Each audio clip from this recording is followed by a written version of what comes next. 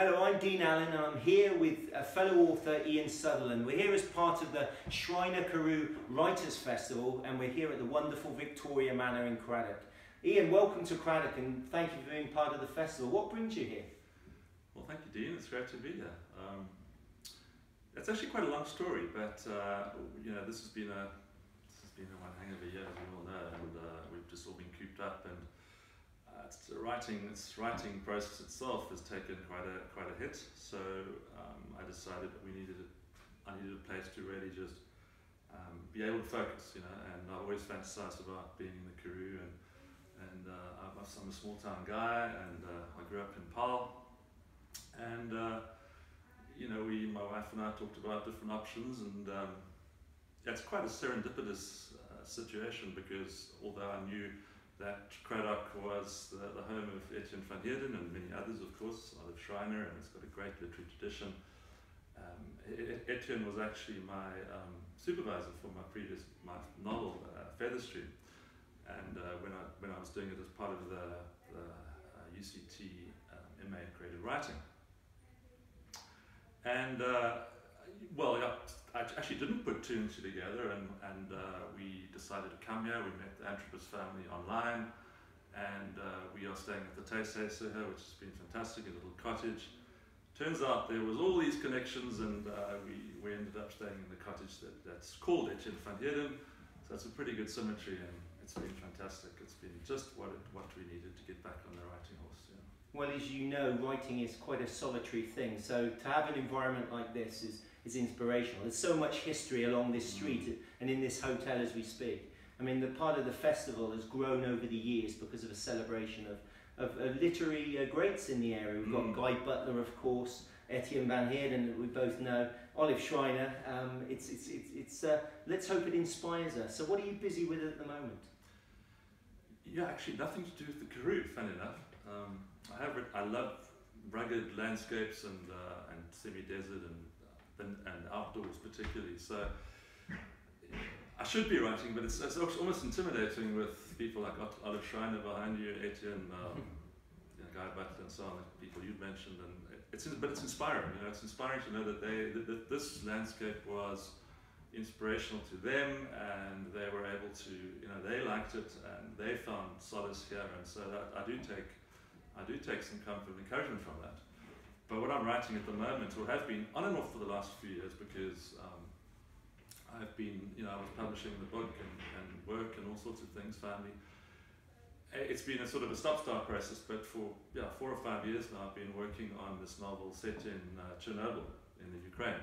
So long way from here, but because I do historical novels, this is slightly, you know, the previous one was Second World War, this is Cold War. And yeah, because I'm a mechanical engineer, I thought, you know, from originally that's what I studied, and I had a fascination with that accident, with the nuclear accident in '86, and ever since I've been, you know, reading up on articles and what happened and the consequences and the influence it had on the outcome of the Cold War and so on. And so that's what I'm trying to nail it and finish it. Good. Well, let's hope this environment, a long way from Chernobyl, of course, but let's hope this environment inspires you. I believe you actually visited the area as well. Can you tell us something about that? Yeah, I've visited it twice actually. Well, the first time was we did a trip sort of right down through Russia, and then ended up in the Ukraine and spent time and actually did the tour, yeah, of the abandoned city of Pripyat, which, you know, features a lot of those sort of horror movies and things like that, sort of dystopian future. It's an abandoned city, as you know, where 40,000 people just had to leave overnight, and because of this accident. And yeah, so you now can do a tour, and it's pretty weird. So you go in a combi and you go and drive around, and of course, being a writer and a researcher, I just sort of kept disappearing, and it really annoyed my tour guides, because I would just disappear and wander off and try and get a feel of the place.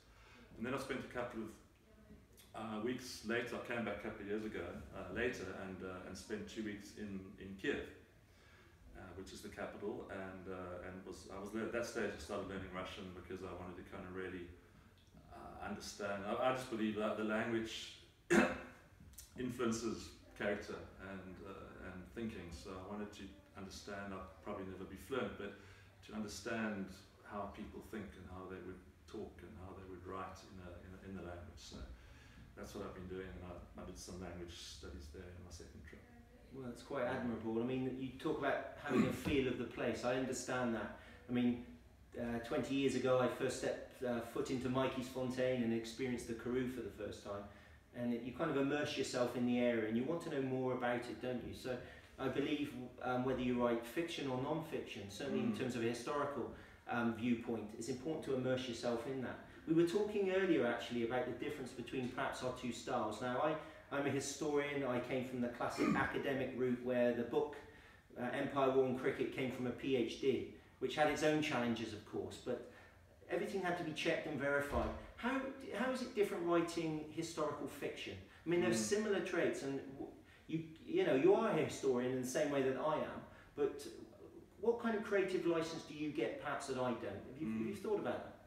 Yeah, I've thought a lot about that actually. It's a very good question. I don't have the answer, but the way I do it, I don't think there's any right or wrong. You know, I think you can have as much creative license as you like. Personally, because I've got a love of history like you, I'm not as qualified, but I have studied some of it, and I've just been an amateur historian my whole life. That's the lens I look at life. When I travel, it's always through the historical lens. So I have a great passion and a respect for history. So my objective is the context to be as historically accurate as possible. So I do everything to get it 100%. You're never 100%, but so I just think of myself as stewing in the environment, in the age. So like I'll read up, I'll obviously read, but I'll watch videos, I'll talk to people, all those things, and try and spend time in there.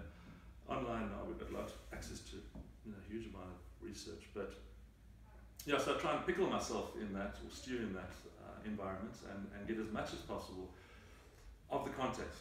Story, of course, the kind of fiction I write have at this up to now has been fictional. So the characters, what happened to them is entirely fiction, but plausible. So yeah, and I don't really refer to historical people, characters other than as context. Look, I might change, but that's just the sort of style, and I try not to give a history lesson, so it's not sort of facts and figures. And of course that's frustrating because you spend all this time researching and all these facts and figures, and you really want to kind of show off. That's human nature, I suppose. The teacher in me wants to kind of teach people, but that's not what I'm about. I'm doing it as a story, and then just make sure that the context right. Okay. Just tell us a little bit about your journey to become an author, because you're a very busy man. You've got obviously interest in business, and you've got other things that take care of your time. And that's why I admired you coming out here to Craddock to actually create this space in which to write. You've made me, you certainly set an example for me across the road. You've been industrious most days writing. How did you get to this point where you knew you wanted to be a writer, and how do you balance that with, can we say, the real world as well? That's my burning question. Yeah, it's one I struggle with every day and have done for many years. I came to it rather late, I suppose. I mean, I loved reading and all that. I was a literary guy, but I kind of got sucked into the engineering business. That was a family thing, fathers and so on did engineering, and so I was good at maths and science as well, so I thought, that was just, I ended up, long story, I ended up doing mechanical engineering, and being in the sort of business world after that, doing an MBA studies and sort of getting into the business side of things and the financial side. And I don't regret it. I've learned a lot about real life, to understand how people actually operate, or what the struggles of real normal people are. I think writers often get into this, they just mix with writers, and they just talk about their own problems and so on, and they don't really perhaps understand what the average person goes through. So I don't regret it, but it started gradually. So I started writing short stories, actually for my children, and then started writing short stories, and just started taking it more and more seriously. The passion sort of grew over the years, and it wasn't just a blinding light. So. And I've structured my working life so now that I have, a good chunk of the day to also focus on writing. So that happened about 5-6 years ago. Okay. And you have an understanding partner. I know Melissa supports you in what you do as well, because it is a lonely business. So you have to you have to be disciplined and set time aside as well, don't you? Yeah, the discipline, it's, you know, you're right, so it doesn't matter how much other stuff's going on in your life, it's always hard. And I sort of think of the analogy of I'm walking through a jungle and I've got a machete in one hand, another one, and probably another one behind me, and I'm just fast-growing tropical jungle, and I'm just cutting away through, and I've got this path, and I'm batting everything, you know, social engagements and this and that, and work and admin and taxes, and then you create this space, right? And then you have to deal with yourself. Your own discipline and your own lack of discipline and your own temptations and distractions, and so you just clear that, and then you've got to look after you got to try and yourself get into it. So yeah, there's sacrifice. One thing I've learned is this sacrifice, and that's not great, but the reward for me is it's definitely worth it. What I get out of the process of writing, and just the joy I give people when they read it and give me good feedback. Or even not necessarily that they agree with it, or you know, even if it's criticism sometimes, it's nice when people engage, you know, and that makes it all worthwhile. Well, I think what you said, you've given a lot of people a lot of joy over the years, and we're looking forward to what's coming next. And it's a pity that you can't be with us physically for the festival, but I understand that next year you've got plans to be here as well. Yeah, it's a great pity actually, because it's been one of those years where I don't think anyone's really planned for anything successfully, and the festival shifted around, and so as it happens, I have to be back in Cape Town next week, and but certainly half a chance I will be back, and because I love the place now, and I've roots in the Eastern Cape. I was actually born here, so I would give my left arm literally to sort of be back and spend a bit of time here again, and just suck up the atmosphere and be in a festival. And I hope it's a normal one. You know, I hope people can just mingle and shake hands and hug and do all the things that humans should do. Well, of course. I mean, but this is the beauty of this. We've managed to present this short chat virtually today. So I mean, it's great that you're part of that, Ian. Now, how can people get in touch with you and follow what you're doing? Well, thanks, Dean.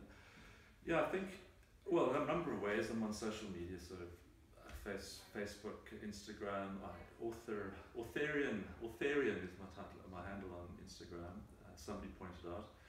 And Facebook, and also have a website, so I've got iansutherland.co. Ian Sutherland. Probably the best way. The old details are there. Okay. And the books are, I think, the Feather Stream's still in some of the, in many of the the bookshops around in the cities mainly, because it's now a couple of years since it was out. It's still doing well, Feather Stream, isn't it? Yeah, it's still good. Yeah, which is nice. Still got some legs. Do you still get that buzz when you see your book on the bookshelf?